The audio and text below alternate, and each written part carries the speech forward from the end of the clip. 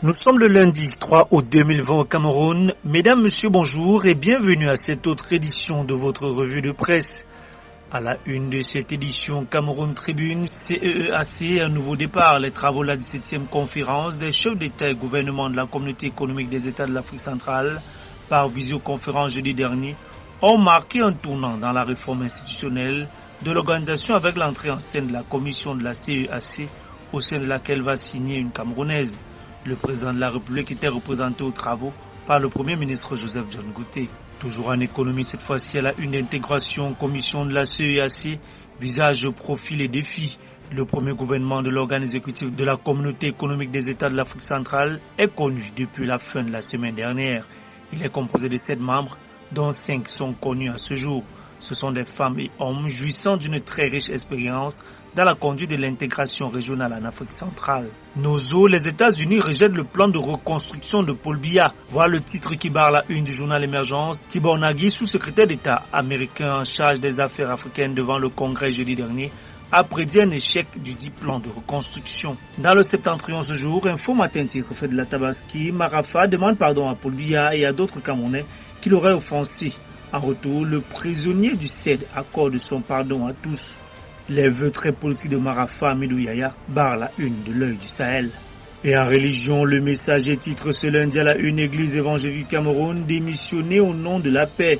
Un synode général extraordinaire en octobre prochain, des pastorales à tenir en novembre. Le bureau général actuel prête à jeter l'éponge pour taire les querelles. Et toujours à la une de Le Messager en politique, cette fois-ci, nomination des receveurs municipaux.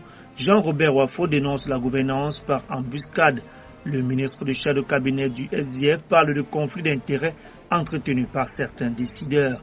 En santé, défis actuels font Covid-19, les clarifications de Manaouda Malachi. Dans un souci de transparence, le ministre de la Santé a fait la lumière sur la gestion des 21 milliards déjà dépensés dans le cadre de la lutte contre le Covid-19. Toujours en santé, cette fois-ci, Info Matin Covid de Business, Manaouda, le pillage jusqu'où? Selon Jean-Michel Nintieux, plus de 23 milliards de francs CFA croqués au moyen de surfacturation et de rétrocommission, affairisme tous azimuts.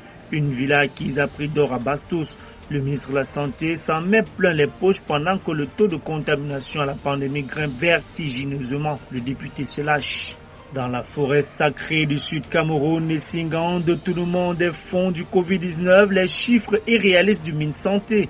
Voulant jouer la carte de la transparence, Malachi Manaouda fait état d'un montant de 22 milliards de francs CFA consommés en 5 mois pour justifier ses dépenses sans toutefois fournir le détail du prix des acquisitions effectuées ainsi que des prestations couvertes. L'indépendant de ce lundi, École nationale supérieure polytechnique, la colère des candidats anglophones. Les dates du concours d'entrée dans cette prestigieuse institution de formation des ingénieurs excluent les jeunes du système scolaire anglophone. Le risque d'une manifestation est à craindre. Toujours très incisif par ses une mutation titre ce lundi ART, réseau brouillé. Le processus de recrutement de personnel en cours à l'agence de régulation des télécommunications annulé. La tutelle technique met en nu des différences de gouvernance. Toujours à la une de mutation, boucherie humaine à Guéchiouи. Et à la une de l'œil du Sahel, terrorisme Boko Haram, 19 morts à Guéchioui. En économie, Ecomatin titre ce lundi à la une gestion des finances publiques. Les tests organiques illégaux de la SNH sont concernés. Le décret présidentiel du 9 juillet 2020 portant transformation de la Société nationale des hydrocarbures en société à capital public et les tests subséquents. Toujours en économie, Ecomatin, recettes fiscales, ce que cachent les bonnes performances de la DGI.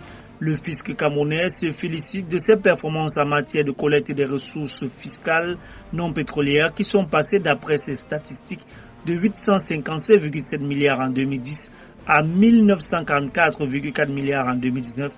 Mais analysée finement, cette performance du système fiscal camerounais laisse apparaître de sérieuses fragilités. Restons toujours en économie pour parler cette fois-ci de le financier d'Afrique. Relance économique, le GICAM demande l'apurement de la dette intérieure. Ce mouvement patronal a entre autres sollicité de l'État le paiement dans l'urgence des arriérés à l'égard des entreprises et la mobilisation des leviers bancaires pour soutenir leur trésorerie.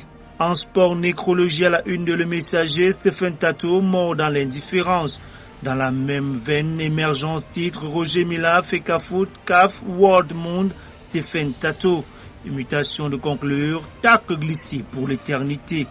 Défi actuel lance également son défi anti-trans. Stéphane Tato état le lion, le leadership et la discrétion. L'ancien capitaine des Lions indomptables s'est éteint ce 31 juillet 2020 à Yaoundé des suites de maladie. Mesdames, Messieurs, merci infiniment de votre aimable attention et bon début de semaine à tous.